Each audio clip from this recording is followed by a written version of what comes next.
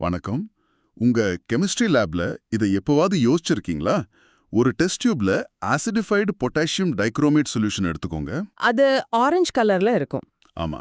அந்த ஆரஞ்சு சொல்யூஷன்ல கொஞ்சம் இத்தனால் சேர்த்தா உடனே அந்த கலர் கிரீனா மாறிடும். சரியா, ரியாக்ஷன் நடக்குது. ஆனா அதே ஆரஞ்சு சொல்யூஷன்ல டைஎத்தில் ஈத்தரை சேர்த்தா ஒண்ணுமே ஆகாது. கலர் அப்படியே தான் இருக்கும். ரெண்டு காம்பவுண்ட்லயுமே ஆக்சிஜன் இருக்கு. ஆனா ஏன் இந்த பெரிய வித்தியாசம்? நல்ல கேள்வி.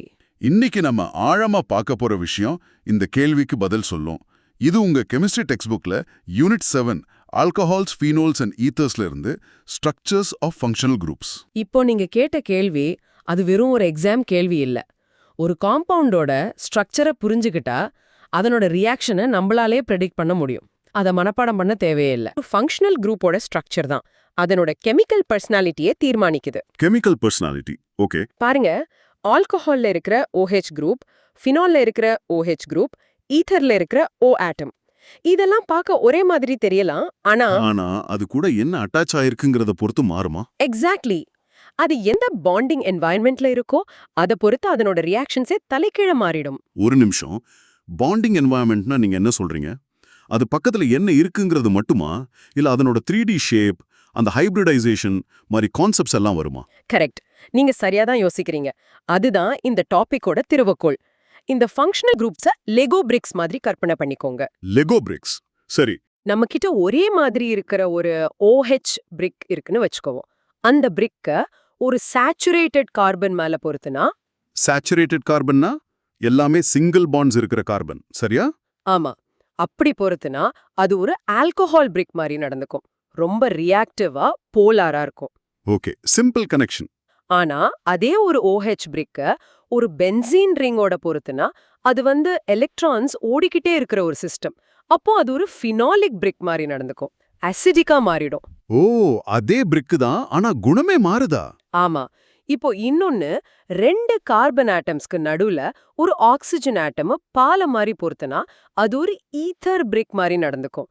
அது ரொம்ப இனர்ட், யாரு கூடயும் ரியாக்ட் ஆகாது. பாத்தீங்களா? புரியுது. பிரிக் ஒண்ணுதான், ஆனா அதை வைக்கிற இடம் அதனோட குணத்தையே மாத்திடுது. சரியா சொன்னீங்க. சரி, இப்போ அந்த பிரிக்குக்குள்ள பார்ட்டிகல் லெவல்ல உண்மையிலேயே என்ன நடக்குது? ஏன் அந்த குணம் மாறுது? அது ஒரு ஸ்டேபிளான ஒரு டெட்ராஹெட்ரல் ஷேப்ல இருக்கும். ஒரு பிரமிட் மாதிரி. கரெக்ட். இங்க CO பாண்ட் போலாரா இருக்கும், அண்ட் அந்த ஆக்சிஜன்ல இருக்கிற H ஒரு ஹைட்ரஜன் பாண்ட் டோனர், அதாவது ஹைட்ரஜனை கொடுக்க தயாரா இருக்கும். ஓகே, சோ ஆல்கஹாலோட ஷேப் ஒரு பிரமிட், அது ஹைட்ரஜனை கொடுக்க ரெடியா இருக்கு. ஆனா ஃபீனால்ல அதுவும் OH குரூப் தானே? ஆமா, ஆனா அந்த OH குரூப் ஒரு பென்சீன் ரிங்கோட அட்டாச் ஆயிருக்கு. பென்சீன் ரிங்ல இருக்கிற கார்பன் sp2 ஹைபிரிடைஸ்ட். ஓ, ஹைபிரிடைசேஷன் மாறுது. ஆமா, அதனால இது ஒரு ஃபிளாட் பிளேனார் ஸ்ட்ரக்சரா இருக்கும். இங்க தான் ஒரு மாயம் நடக்கும். அதான் பேரு எரெசனன்ஸ். ரெசனன்ஸ். சிம்பிளா சொல்லணும்னா அந்த பென்சீன் ரிங் தன்னோட எலக்ட்ரான்ஸை அந்த ஆக்சிஜன் ஆட்டம் கூட ஷேர் பண்ணிக்கும். ஒரு டீம் மாதிரி. ஒரு டீம் மாதிரி ஷேர் பண்ணிக்குமா? அதனால என்ன ஆகும்? இந்த எலக்ட்ரான் ஷேரிங் அந்த சார்ஜ் முழு ஸ்ட்ரக்சர்லயும் பரப்பி அந்த CO பாண்ட ரொம்ப ஸ்ட்ராங் ஆக்கிடும். அதுக்கு ஒரு பார்ஷியல் டபுள் பாண்ட் கேரக்டர் வந்துரும். Wait, partial double bond character. அப்ப அது நார்மல் சிங்கிள் பாண்டை விட ஸ்ட்ராங்கா இருக்குமா? ரொம்ப ஸ்ட்ராங்கா இருக்கும். இதனால தான் ஃபீனால்ல இருக்கிற ஹைட்ரஜன் ரொம்ப அசிடிக்கா மாறுது. ஒரு நிமிஷம், இதை நான் சரியா புரிஞ்சுக்கிட்டேன்னு பார்க்கறேன். ஆல்கஹால்ல CO பாண்ட் ஒரு சாதாரண சிங்கிள் பாண்ட். ஆனா ஃபீனால்ல ரிங்ல இருந்து கூடுதல் சப்போர்ட் கிடைக்கிறதுனால அது ஒரு ரீஇன்ஃபோர்ஸ்ட் டபுள் பாண்ட் மாதிரி ஆயிடுது. சரியா புரிஞ்சுக்கிட்டீங்க. இந்த ஒரு சின்ன வித்தியாசம் தான் அந்த மாலிக்யூல அசிடிக்கா மாத்துதா? அது ரொம்ப பெரிய எஃபெக்ட் ஆச்சு. It is a huge effect. இது எக்ஸாம்க்கு ரொம்ப முக்கியம். ஆல்கஹால்ல CO பாண்ட் ஒரு நார்மல் சிங்கிள் பாண்ட். ஆனா ஃபீனால்ல ரெசனன்ஸ் காரணமா அதுக்கு பார்ஷியல் டபுள் பாண்ட் கேரக்டர் இருக்கு. அதனால தான் ஃபீனால்ல இருக்கிற CO பாண்டை உடைக்கிறது ரொம்ப கஷ்டம். புரியுது. அப்போ ஈத்தர்ஸோட கதை என்ன? அதுல ஆக்சிஜன் 2 பக்கமும் கார்பன் கூட மாட்டிக்கிட்டு இருக்கே. கரெக்ட். ஈத்தர்ஸ்ல ஆக்சிஜன் ஒரு பால மாதிரி 2 கார்பனுக்கு நடுவுல சாண்ட்விச் ஆயிருக்கு. சாண்ட்விச் ஆயிருக்கா? ஆமா, அதனால அதோட லோன் பேர் எலக்ட்ரான்ஸ் வெளியே போக முடியாம உள்ளேயே மாட்டிக்கிட்டு இருக்கு. அதனால ஹைட்ரஜனை டொனேட் பண்ண முடியாது. ஓ, அதனால தான் NCERT டெக்ஸ்ட் புக்ல சொல்றாங்க a functional group structure, அதாவது CO bonding, hybridization and electron availability, இதுதான் அந்த alcohols, phenols and ethers ஓட chemical properties-ஏ தீர்மானிக்குது. அப்ப நிறைய ஸ்டூடெண்ட்ஸ் பண்ற தப்பு என்னன்னா O அல்லது OH பார்த்ததுமே எல்லாமே ஒரே மாதிரி தான் ரியாக்ட் பண்ணணும்னு நினைக்கிறது. அதுதான் பெரிய தப்பு. ஆனா உண்மை அது இல்ல.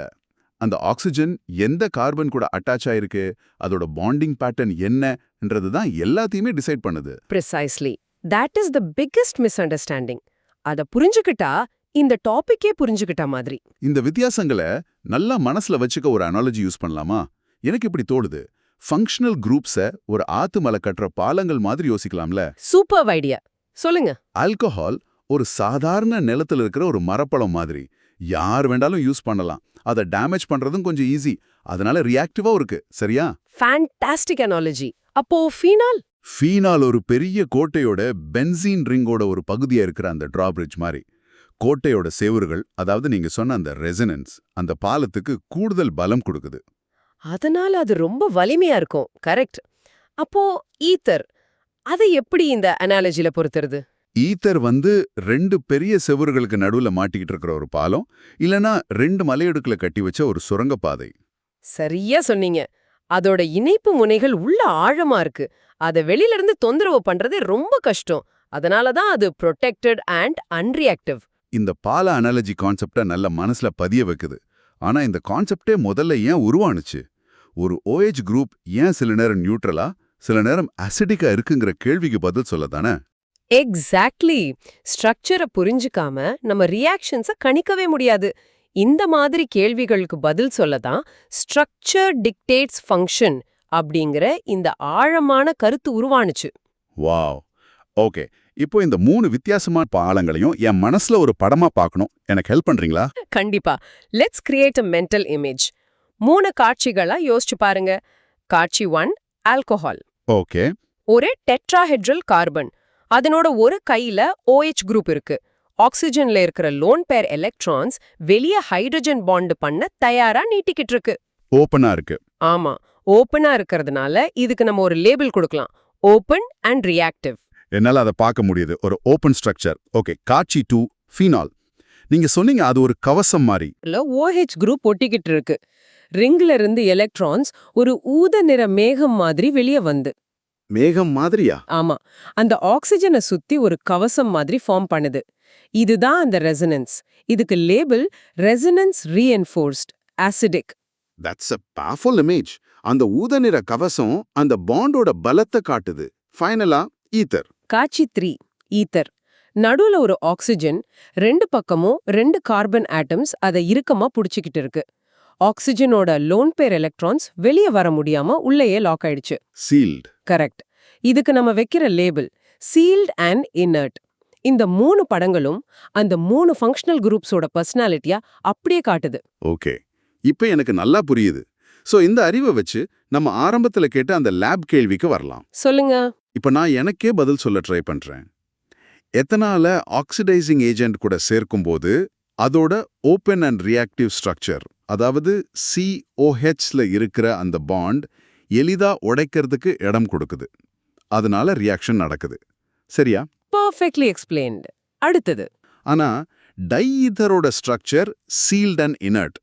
அதுல ஆக்சிஜன் 2 கார்பனுக்கு நடுவுல லாக் ஆயிருக்கு. அங்க அந்த மாதிரி எளிதா உடைக்கக்கூடிய OH பாண்டே கிடையாது. அதனால ஆக்சிடேஷனுக்கு வாய்ப்பே இல்லை. என்னோட கருத்து சரியா? Absolutely correct. ஸ்ட்ரக்சர் தான் அந்த வித்தியாசத்துக்கு முழு காரணம். நீங்களே இப்ப அந்த மிஸ்ட்ரியை சால்வ் பண்ணிட்டீங்க. கிரேட். இப்போ இதோட பிராக்டிக்கல் யூஸ் என்ன?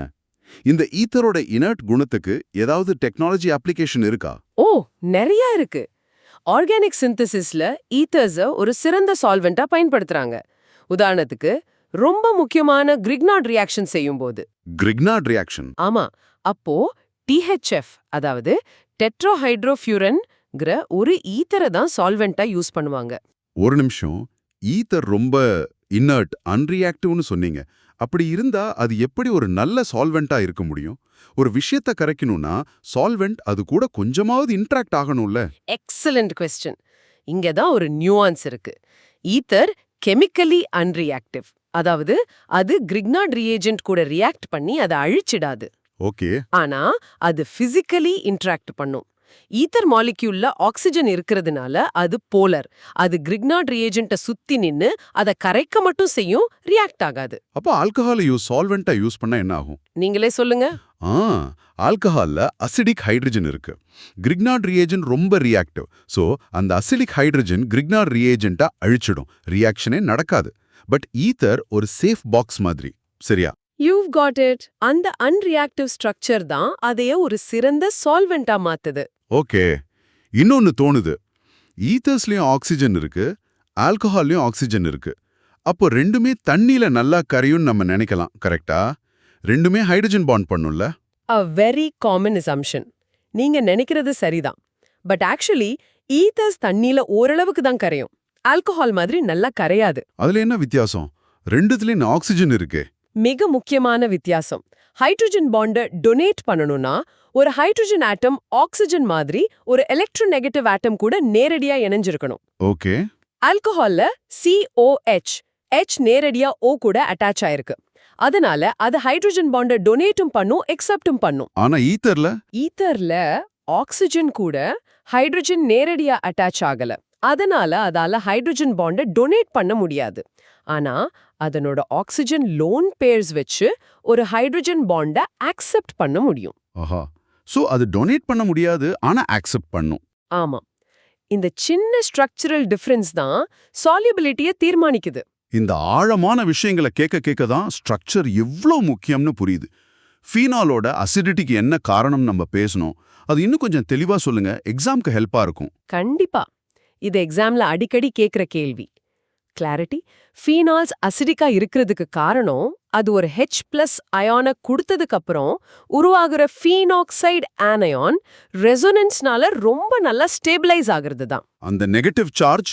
ஆமா, அந்த நெகட்டிவ் சார்ஜ் முழு ரிங்லையும் பரவி அதை ரொம்ப ஸ்டேபிள் ஆக்கிடும்.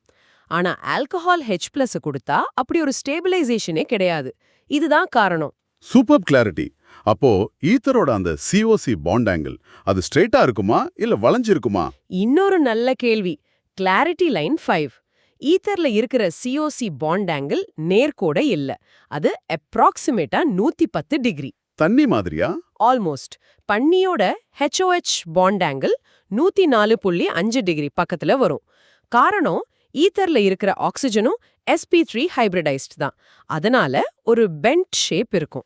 சோ இவ்வளோ நேரம் பேசினதுல இருந்து எல்லாத்துக்கும் ஆணிவேர் ஒண்ணுதான்.